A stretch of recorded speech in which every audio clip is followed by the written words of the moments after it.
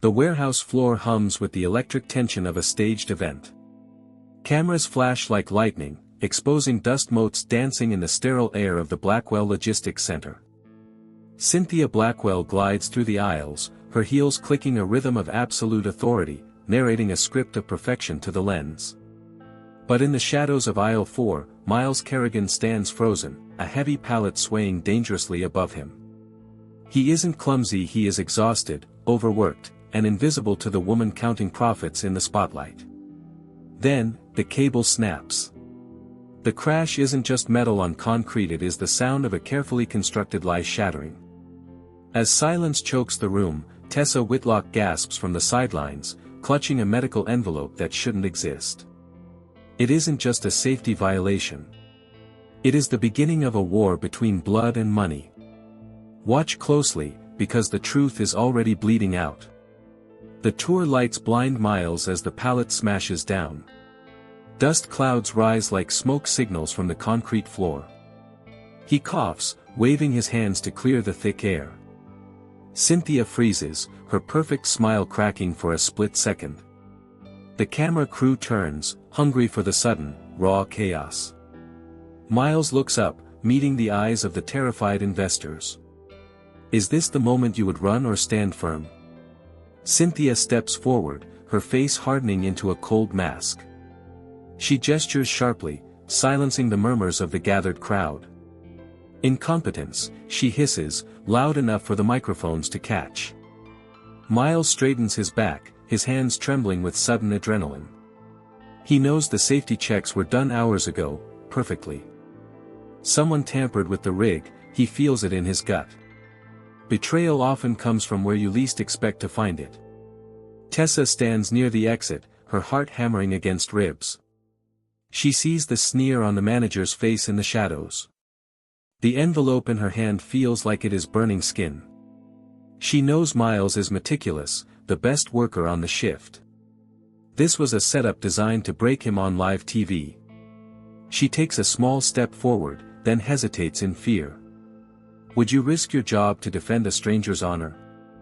The cameras zoom in on Mila's dirty, dust-covered uniform name tag. Cynthia points a manicured finger directly at his chest, accusingly. This is what happens when standards slip, she announces loudly. Miles opens his mouth to speak, but the microphone cuts. He is silenced by the weight of her money and power. The humiliation burns hotter than the warehouse lights on his face. Silence is sometimes the loudest scream a person can ever make. Tessa grips the envelope tighter, her knuckles turning bone white. She recognizes the logo on the paper from the executive suite. It isn't a shipping manifest, it is a private medical record. The name on the front doesn't match the file code. She glances at Miles, then down at the sealed truth. Secrets have a way of finding the light eventually, don't they? Does the truth matter if no one is listening to it? The safety alarm finally blares, a shrill and delayed reaction. Security guards rush in, pushing Miles back with rough hands. Cynthia plays the victim, sighing for the cameras with grace. We will purge this negligence, she promises to the lens. Miles is shoved toward the loading bay doors, head bowed. He catches Tessa's eye, a fleeting moment of shared panic. When the world pushes you down, who catches your fall? As the heavy doors slam shut, the tour continues on. But the air has changed, the investors look wary now. Miles stands alone in the alley, fists clenched in rage. Tessa slips away from the group, clutching the envelope tight. She knows she holds a bomb that could destroy everything. Why does the envelope have Mila's birth date on it? Cynthia paces her glass office, watching the footage replay. She smiles at the angle showing Miles looking small, defeated. Make it viral, she commands her PR team without hesitation.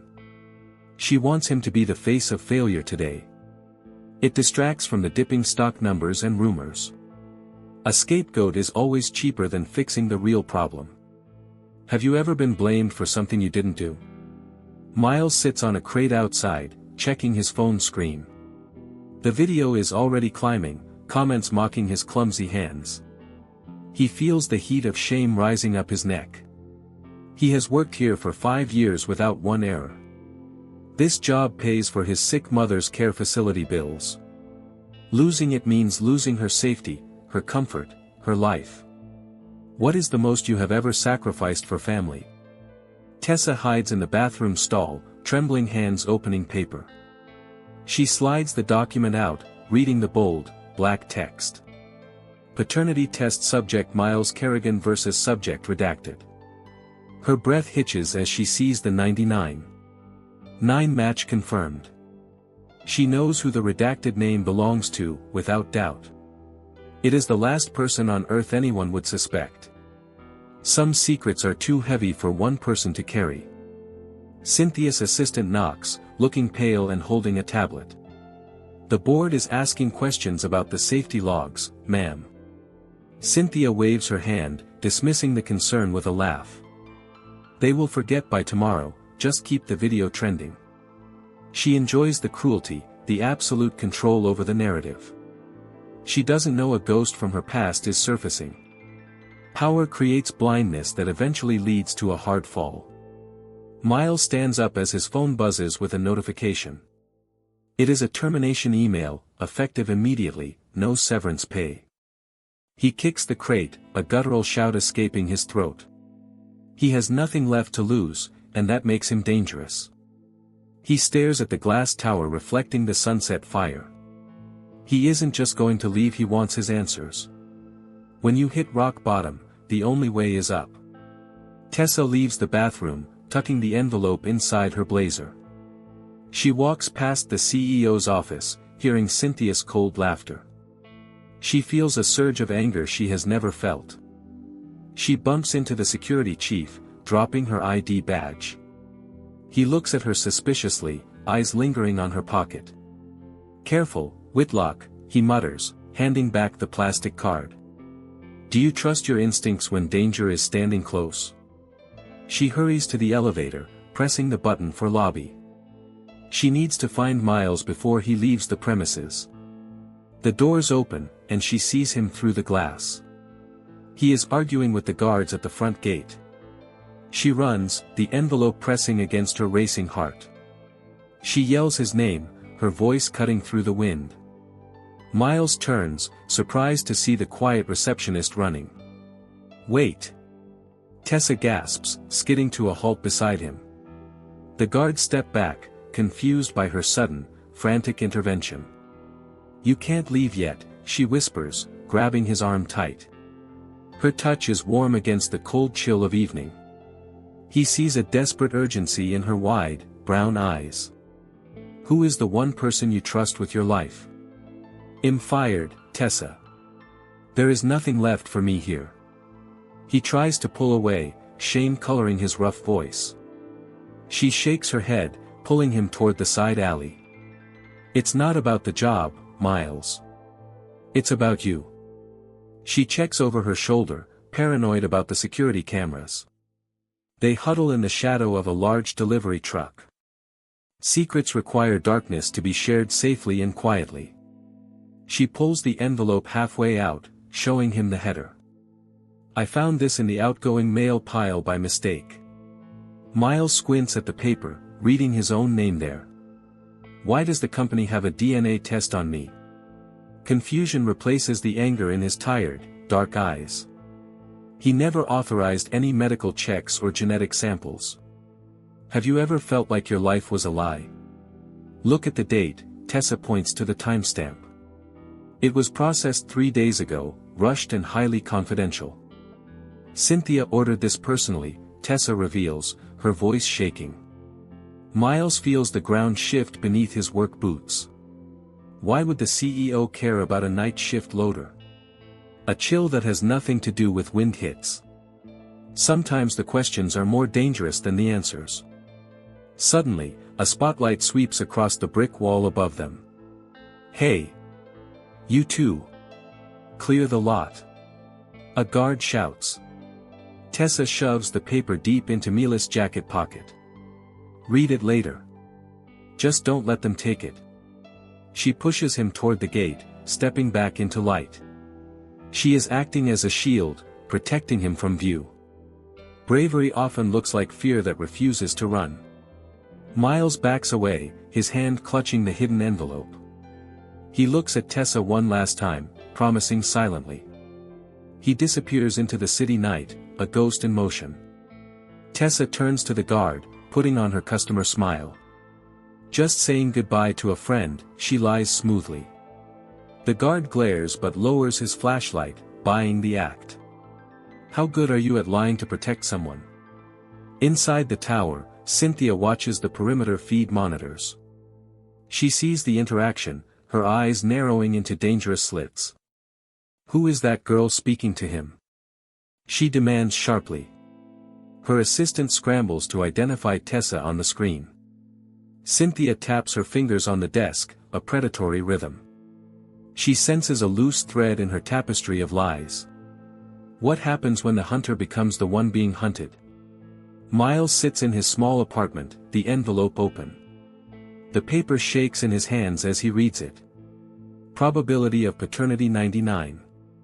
9. Father Robert Blackwell deceased. Robert Blackwell, the founder, Cynthia's late father and idol. Miles drops the paper, the room spinning around him violently. He isn't just a loader, he is a Blackwell heir. Identity is a mirror that can shatter in seconds. He remembers the stories his mother told in her fever. Your father was a great man, but he couldn't stay. He always thought it was a comforting lie for him. Now he realizes it was a dangerous truth she hid. If he is a Blackwell, he owns half that warehouse. He owns half the company that just fired him publicly. What would you do with power you never asked for? At the office, Tessa is summoned to the top floor. The elevator ride feels like ascending to a scaffold execution. Cynthia is waiting, standing by the floor-to-ceiling window. You were seen with the employee I terminated, Cynthia states. Her voice is devoid of emotion, like smooth, cold glass. Tessa clasps her hands, trying to stop their trembling. He left his jacket. I was returning it, she lies. Cynthia turns, her silhouette sharp against the city lights. Loyalty is the most valuable currency here, Miss Whitlock. She steps closer, invading Tessa's personal space with menace. If I find out you are leaking information, you disappear. It is not a threat of firing, it is deeper. Tessa nods, unable to form words through her dry throat. Fear is a cage, but anger is the key out. Miles paces his kitchen, looking at his reflection in the window. He sees the same jawline as the portrait in the lobby. How could he have been so blind for so long? Cynthia must have known. That's why she humiliated him. She wanted to discredit him before the truth came out. It was a preemptive strike to bury his claim forever. Revenge is a dish best served with absolute truth. He grabs his phone and dials Tessa's number, hesitating. He shouldn't drag her into this mess, it is dangerous. But she is the only one who knows the truth. He presses call, the ringtone sounding like a lifeline. She answers on the first ring, whispering, "Are you safe?" "I know why she hates me," Miles says, voice hard. "Who stands beside you when the world turns against you?" "Meet me at the diner on 4th, Miles commands softly. "We need a plan. I'm not running away from this." Tessa agrees, hanging up as Cynthia walks past her desk. The game has changed from survival to active warfare. Miles grabs the DNA test, folding it like a weapon. He is done being the humble loader in the shadows. A king in rags is still a king by blood. The diner is bathed in neon light and grease smells. Miles slides the DNA test across the table to Tessa. She reads the name Robert Blackwell and gasps audibly. "You are her brother," she whispers, eyes wide with shock. "Half-brother," Miles corrects, "and the rightful heir to half." The waitress pours coffee, unaware she serves a secret billionaire. Destiny often sits in the cheapest booths of the city. "She will destroy you if you claim this," Tessa warns. "She already tried," Miles points to his phone screen. The video of the accident has hit 1 million views. Internet trolls are calling for him to be sued for damages. She is building a case to lock me up, he realizes. Or to make sure no one believes a clumsy worker. Have you ever fought a battle that seemed impossible to win? We need proof of her knowledge, Miles says, thinking fast. If we prove she knew and fired me, it's fraud. Tessa nods, her mind racing through the company file structure. There is a hidden server drive for executive private files. Can you access it? Miles asks, gripping her hand gently. I can try. But if I get caught? She trails. Courage is knowing the cost and paying it anyway. Back at the tower, Cynthia is shredding documents in frustration. Her lawyer stands nervously by the door, clutching a briefcase. The trust fund unlocks if a male heir surfaces, Cynthia. He is a warehouse rat. She screams, throwing a stapler. He is a nobody. I will bury him in legal fees. Her composure is cracking, revealing the terrified child inside. Greed is a monster that eats its host from within. We need to accelerate the board vote, Cynthia commands, panting. If I consolidate the shares tomorrow, his claim is worthless. She is racing against a clock only she can hear. The lawyer nods, backing out of the room quickly. Cynthia walks to the window, staring down at the city. She hates Miles not for the money, but for existing. Why do we hate those who reflect our own insecurities? Tessa returns to the office late, using her night key. The building is silent, a tomb of glass and steel. She sneaks to the server room, her heart pounding hard. She plugs in a drive, fingers flying across the keyboard. Access denied. Access denied. She tries the admin backdoor. The screen flashes green access granted. One small key can unlock the biggest doors. She finds a folder named Project Erase. She opens it. It contains surveillance photos of Miles from years ago. Cynthia has been watching him since he was 18. Tessa copies the files, tears pricking her eyes in anger. It was never an accident. It was a long-term hunt. She pulls the drive, hearing footsteps in the hallway. Run. Tessa dives under a desk as the flashlight beam sweeps. Security guards walk past, their boots heavy on the carpet. Check the perimeter. Sensor tripped, one voice grumbles low. She holds her breath, praying the silence hides her heartbeat. They move on, the beam fading down the long corridor. She crawls out, clutching the USB drive like a diamond. Fear makes seconds feel like hours in the dark. She meets Miles in the park, under the cover of trees. I got it, she says, handing him the silver drive. He plugs it into an old laptop, scanning the files. Photos of his mother, his school, his first job interview. She monitored my whole life, Miles says, voice hollow. He feels violated, a lab rat in Cynthia's twisted experiment. How does it feel to know you were never truly free? She knew about the trust fund clause, Tessa explained softly. If you turn 25 without claiming, it all goes to her. I turn 25 next week, Miles realizes, eyes widening. The timeline snaps into focus. The accident was a delay tactic. She wanted me fired and discredited before my birthday. The cruelty is mathematical, precise, and completely devoid of soul. Timing is the weapon of the patient and the wicked. We have to go to the board meeting, Miles decides. They meet tomorrow for the emergency vote, Tessa confirms. We can't just walk in. Security will tackle you instantly. Miles looks at the warehouse uniform he still wears. I won't walk in as a worker. I'll walk in as family. He stands up, a new confidence straightening his spine. Identity is not what you wear, but who you are. The next morning, the sun rises over the glass tower. News vans are already lined up for the shareholder meeting. Cynthia is giving interviews, looking poised and tragically heroic. We are moving forward despite the incident, she lies beautifully. She plays the role of the strong leader perfectly well. But her eyes scan the crowd, looking for a ghost. Lies shine brightest just before they completely burn out. Miles shaves his face, cutting the stubble of the worker. He puts on a cheap suit he bought for funerals. It doesn't fit perfectly, but he wears it with dignity. Tessa adjusts his tie, her fingers lingering on his chest. "You look like him," she whispers, meaning his father. "I am ready," Miles says, though his hands are cold. "Are you ready to face the person who stole your life?" They approach the building, blending in with the press crowd. Tessa flashes her badge, pulling Miles through the side door. "This way to the freight elevator," she whispers urgently. They are ascending into the belly of the beast together. The numbers on the elevator climb 10, 20, 30. Top floor. The doors open to the sound of voices. There is no turning back once the threshold is crossed. The boardroom is a fortress of mahogany and expensive suits.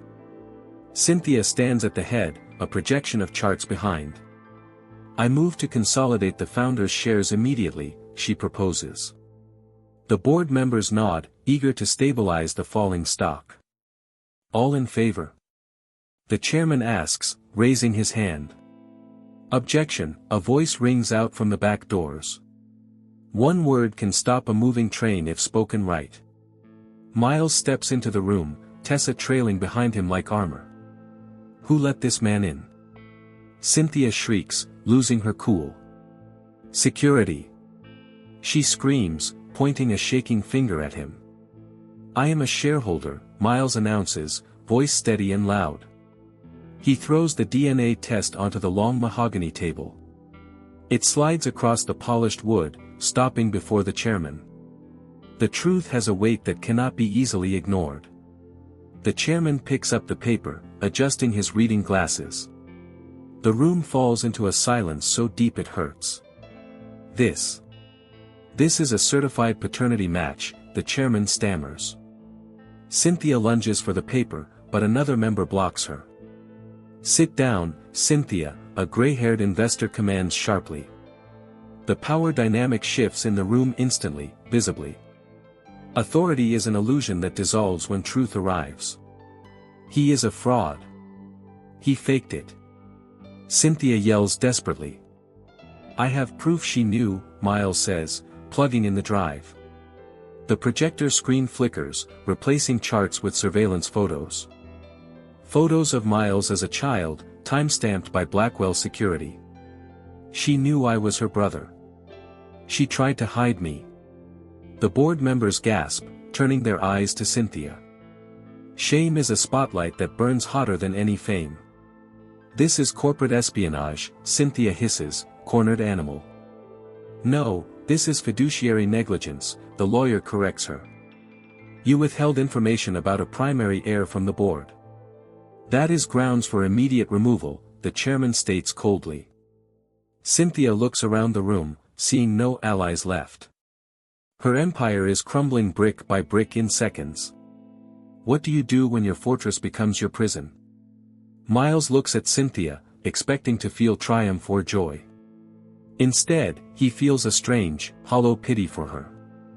She spent her life guarding a pile of gold alone. He spent his life building character in the dark. "I don't want the company," Miles says, shocking everyone. "I just want what is fair. And I want justice. Mercy is a power only the truly strong can wield." Cynthia collapses into her chair, covering her face. The cameras outside are waiting for a statement. Miles turns to Tessa, who is smiling through tears. He takes her hand, not caring who sees them now. "We have one more thing to do," he whispers. They walk out of the boardroom, leaving the chaos behind. The end of one story is just the start of another. News breaks instantly. Secret son of Blackwell surfaces. Reporters swarm the lobby, cameras flashing like strobe lights. Miles and Tessa exit the elevator, hand in hand. They face the wall of noise and light together. "Mr. Kerrigan. Is it true?" Do you want the CEO spot? Miles raises a hand, and the crowd quiets down. Silence commands more respect than shouting ever could. I am Robert Blackwell's son, Miles confirms to the mics. But I am also a warehouse loader. I know the work. He looks directly into the camera lens, addressing the workers. The people on the floor build this company, not the suits. Cheers erupt from the warehouse staff watching on phones. He is bridging the gap between the penthouse and pavement. Leadership is not a title, it is a connection. Cynthia is escorted out of the building by security. She hides her face under a coat, the ultimate shame. The irony is not lost on anyone watching the scene. She tried to shame him, now she is the spectacle. Karma moves in circles, always returning to the source. Miles watches her go, feeling the weight lift off. Forgiveness is not for them, it is for your peace. The board offers Miles the CEO position on the spot. They are desperate to save face and keep the narrative. I don't want to be CEO, Miles declines firmly. I want a seat on the board. And I want changes. Better wages. Better safety. And Tessa runs HR, Tessa gasps, squeezing his hand in surprise and joy. True power is empowering the people who deserve it. Days later, the warehouse is different. Lighter. Miles walks the floor, not as a loader, but owner. He wears a suit but keeps his safety boots on. A reminder of where he came from, and who he is. The workers greet him with handshakes, not fear. He has turned a place of exploitation into a community. Respect is earned in the trenches, not in the tower. Tessa sits in her new office, organizing the files. She finds a letter Miles left on her desk. Thank you for seeing me when I was invisible. She smiles, looking out the window at the city. They saved each other. They saved the company. Love is the only asset that doubles when you share it. Miles enters her office, closing the door behind him. Ready for lunch, Director Whitlock? He asks playfully. She stands up, walking over to fix his collar. Always, Mr. Blackwell, she teases back, eyes shining. They kiss, a promise sealed in the quiet room. The DNA test destroyed a lie, but built a future. The best inheritance wasn't the money. It was the truth. The honeymoon phase of the takeover is short-lived. Investors are nervous about a blue-collar board member. Stock dips slightly as Wall Street reacts to uncertainty. They think you are weak, a consultant warns Miles. They think you will give away the profits to workers. Miles stares at the ticker, feeling the pressure mount. Can a good heart survive in a world of sharks? Cynthia is gone, but her loyalists still remain inside. Managers who liked her cruelty start dragging their feet. Sabotage begins quietly, missing shipments, lost invoices. They want Miles to fail to prove Cynthia was right. The warehouse is chaotic, a report claims falsely. Miles knows the floor is running better than ever. The enemy within is always harder to fight. Tessa uncovers a plot in the accounting department. They are hiding assets to make the quarter look bad. She brings the evidence to Miles, her face grim. They want the board to vote you out for incompetence. Miles slams his fist on the desk, rattling the coffee. They want a fight. I'll give them a war. Peace is the goal, but sometimes war is the path. He calls a town hall meeting on the warehouse floor. He stands on a pallet, surrounded by the workers. Someone in the offices wants us to fail, he shouts. They think we are stupid. They think we are weak. The workers grumble, anger rising like a tide. Show them who runs this company. Miles commands.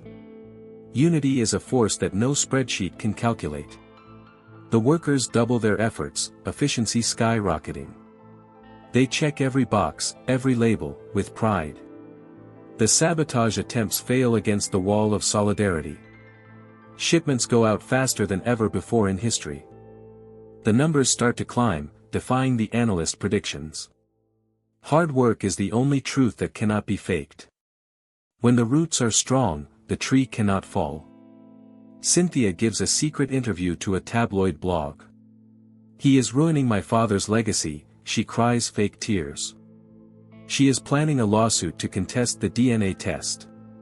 The sample was contaminated, she claims without proof. She is like a spider spinning a new, sticky web. Miles sees the headline and just laughs it off. A lion does not lose sleep over the opinion of sheep. Tessa finds an old diary in the founder's office safe. It details Robert Blackwell's regret over leaving Miles. I leave him my shares to make amends, it reads. It is the final nail in Cynthia's legal coffin. Tessa holds the book, feeling the ghost of the father. Truth has a way of surfacing when it is needed most. The board meeting to review the quarter is tense. The saboteurs smile, expecting bad numbers to drop. Miles slides the report across the table with confidence. Productivity up 40. Profits up 15, he reads. The smiles fade from the faces of the old guard. How? The skeptical investor asks, genuinely shocked. I treated them like humans, Miles answers simply. He pulls out the founder's diary, placing it down. And this confirms my father's true intentions. He wanted the company to be led by heart. The chairman reads the passage, nodding in solemn agreement. The lawsuit is dead, the lawyer whispers to the saboteurs. Miles has won the war without firing a single shot. Victory is sweetest when it is won with integrity. Cynthia is watching the live stream from her hotel room. She throws the remote at the screen, shattering it. She has lost everything: money, power, reputation. She is left with only her bitterness and her name. She realizes too late that she built her house on sand. The higher the pedestal, the harder the fall. What is a queen without her kingdom? Nothing. Miles and Tessa walk out to the rooftop terrace. The city lights are beautiful, a sea of potential. We did it, Tessa says, leaning her head on him. We survived. Miles corrects, kissing her hair. Now we have to live. They look at the future, unwritten and vast. The hardest part of the battle is finding peace after. He takes a small velvet box from his pocket. I didn't have money for a ring before, he says. Now I can buy you the store. But I got this. It is a simple band, elegant and real. Will you build this with me? He asks. Love is not about the grand gesture, but the steady hand. Tessa cries, nodding yes as he slips it on. They embrace, two souls forged in the fire of chaos. Below them, the warehouse hums, a machine with a heart. The legacy is no longer about bloodlines or shares. It is about the people who keep the world moving. The DNA test didn't just reveal a son. It revealed the truth of who everyone really was. A month later, a shadow investor contacts the board. We are launching a hostile takeover bid, the message says. They smell blood in the water after the transition. They want to strip the assets and close the warehouse. Miles reads the offer letter, his blood running cold. They want to fire everyone, he tells Tessa. Just when you think you are safe, the storm returns. The investor is a rival CEO, a shark named Vance. He has been watching the chaos, waiting to strike. Blackwell is weak, Vance tells the press. It is run by a charity worker, not a businessman. The stock wobbles again, fear spreading like a virus. Miles feels the weight of 500 families on his back. Leadership is the burden of worrying for everyone else. Miles meets Vance for a lunch that feels like a duel. Vance is slick, expensive, and utterly soulless. Sell to me, kid. Go enjoy your millions, Vance sneers. I'm not selling my family, Miles replies, stone-faced. Then I will crush you in the market, Vance threatens. I have more money than God. Money talks, but integrity doesn't listen. Tessa digs into Vance's companies, looking for dirt. She finds a trail of bankrupt factories and ruined towns. He is a vulture capitalist, she tells Miles. If he buys us, he dismantles everything we built. The stakes are no longer just personal, they are communal. They have to fight a dragon with a paper sword. How do you fight an enemy who has no shame? Miles goes to the warehouse floor, rallying the troops. We need to buy the shares ourselves, he proposes. An employee-owned buyout. We save ourselves. The workers look at him, confused but hopeful. I will put up my inheritance, Miles pledges. Who is with me? A hand goes up. Then another. Then all of them. They pool their savings, their pensions, their trust. It is a gamble that could ruin them all instantly. But they trust Miles because he is one of them. The news hits Wall Street: the Loaders' Rebellion. The world watches a blue-collar army fight a billionaire. Courage is contagious when it starts at the top. Vance laughs at the effort. It's cute, but not enough. He increases his bid, throwing billions at the board. The shareholders are tempted by the massive payout. Greed is whispering in their ears again. Miles stands before the board, pleading his case. He offers money. I offer a future. Which voice is louder, gold or tomorrow? The vote is scheduled for Friday. The clock ticks.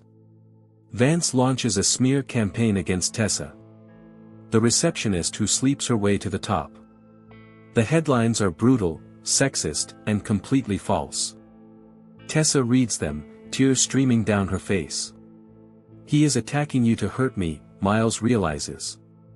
Cruelty is the weapon of a man with no argument. Miles wants to punch Vance. He wants to scream. Don't, Tessa stops him, wiping her eyes. That is what he wants. To make you look unstable. She stands up, her sadness turning into steel. I will handle this. I know how to fight bullies. She schedules a live press conference. Alone. Sometimes the softest voice carries the sharpest edge. She stands at the podium, looking small but fierce. Mr. Vance attacks my character because he fears our model. He fears a company where workers matter. This isn't about me. It is about all of you. She speaks with a dignity that shames the tabloids. The public opinion starts to turn against the bully. Truth is a shield that never breaks under pressure. Vance panics, trying to bribe board members secretly. But Miles has installed new cameras. He sees it all. He records the bribe offers, the illegal deals. He holds the evidence, waiting for the perfect moment. Not yet, he tells his lawyer. Let him dig deeper. Patience is the trap that catches the arrogant. Friday arrives. The boardroom is packed. Vance sits there, smug and confident of victory. Let's wrap this up, he says, lighting a cigar. I believe there is a motion to sell, the chairman says. Wait, Miles stands up. I have a video to show. The screen lights up. Vance offering a bribe. The room gasps. The police are waiting outside. This is entrapment. Vance screams, face purple. No, it is justice, Miles says calmly. Police enter, handcuffing the billionaire shark. The bid is disqualified. The hostile takeover fails. The workers' buyout offer is the only one left. The gavel bangs. Sold to the employees. The impossible just became reality. The celebration in the warehouse is legendary. Champagne flows in paper cups, music blaring. Miles and Tessa dance in the center, exhausted but happy. They own their destiny now. No more masters. We changed the world, Tessa whispers. We just changed our corner of it, Miles smiles. Small ripples eventually create the biggest waves. But a ghost returns. Cynthia is bailed out by Vance. They meet in a dark car, plotting revenge together. He humiliated us both, Vance growls. I know the warehouse weak points, Cynthia says. We burn it down. Literally. Evil never sleeps, it only waits for the dark. Revenge is a fire that consumes the arsonist too. Miles wakes up to the smell of smoke. His phone is buzzing. Fire at the main hub. He races to the scene, sirens wailing in the night. The warehouse is ablaze, orange flames licking the sky. Is anyone inside? He screams to the fire chief. Night shift. We can't get to them. The nightmare is repeating, but worse. Miles doesn't think. He grabs a wet coat and runs.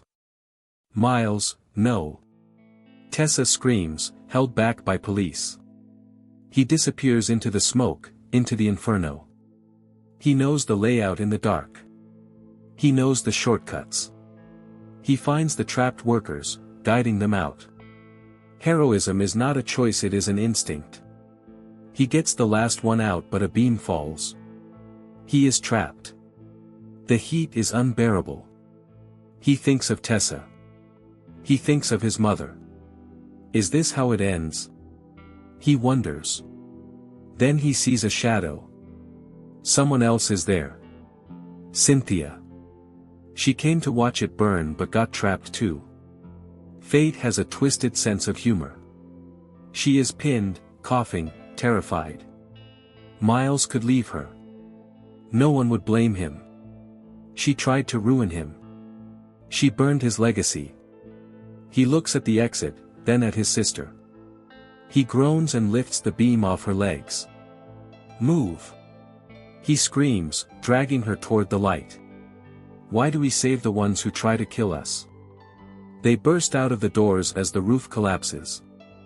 They land on the wet asphalt, gasping for air. Vance is arrested near the perimeter with gas cans. Cynthia looks at Miles, soot covering her face. She starts to cry. Not fake tears. Real ones. Why? She asks. I hate you. I know, Miles says. But I am not you. The fire is out. The damage is severe but fixable. Insurance will cover the building. But the story of the rescue covers the world. CEO saves pyromaniac sister from fire. It is the ultimate redemption arc. Cynthia confesses everything to the police. She implicates Vance. She accepts her fate. She asks to see Miles one last time in jail. He goes, sitting behind the glass partition. You are better than our father, she says quietly. He was strong. You are good. It is the only compliment she ever gave. Goodbye, Cynthia, Miles says. Closure is closing a book you never wanted to read. The warehouse is rebuilt. Better. Safer. Green energy. Robotic assists. Worker lounges. It becomes the model for the industry. Miles and Tessa get married on the roof garden. It is a simple ceremony. No press. Just family. The workers are the guests of honor. Happiness is found in the quiet moments. Tessa reveals she is pregnant during the toast. Miles freezes, then tears of joy stream down.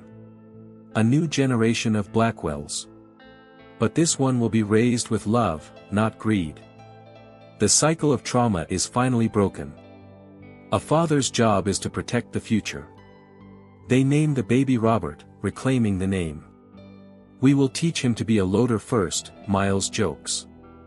And a human always, Tessa adds. They look at their kingdom of concrete and kindness. They have everything they ever needed. Wealth is not what you have, but who you hold. Years pass. The company thrives. Miles is graying at the temples. Tessa is radiant. They receive an award for most ethical business. They stand on stage, holding hands. The applause is thunderous. But Miles spots someone in the back. A young man, looking nervous, holding an envelope. He looks just like Miles did 20 years ago. Miles feels a jolt of recognition. He steps down from the stage, approaching the boy. "Can I help you?" Miles asks kindly. I think my mom knew your dad," the boy stammers. The cycle threatens to start again. History has a habit of rhyming. Miles looks at Tessa. She nods, understanding.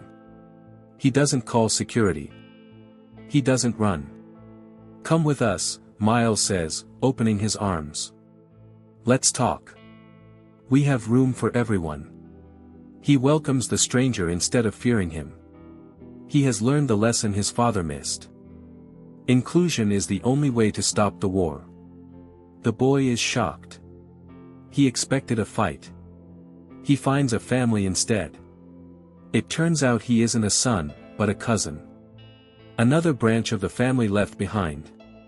Miles gives him a job. A chance. He breaks the pattern of exclusion forever. Kindness is a legacy that never goes bankrupt. The story ends not with a cliffhanger, but a circle. The warehouse hums. The trucks roll. Miles and Tessa watch from the window. They built a sanctuary in a world of wolves. "It was worth it," Miles says. "Every scar," Tessa agrees. The end. One final challenge remains: the legacy trust. The lawyer calls Miles. The trust expires today. You have to decide the future of the shares forever. You can keep them, or lock them in a foundation. If he keeps them, his son inherits billions. If he locks them, the company belongs to the workers forever. The final test of character is letting go.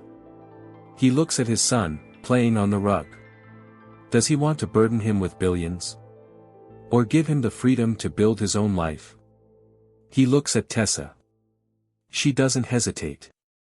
"Give it back," she says. "We have enough."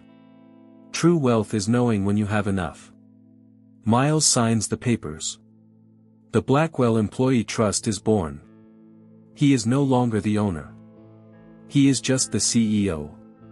He gave away a fortune to keep his soul. The news calls him crazy. The workers call him a saint. He walks home, feeling lighter than air.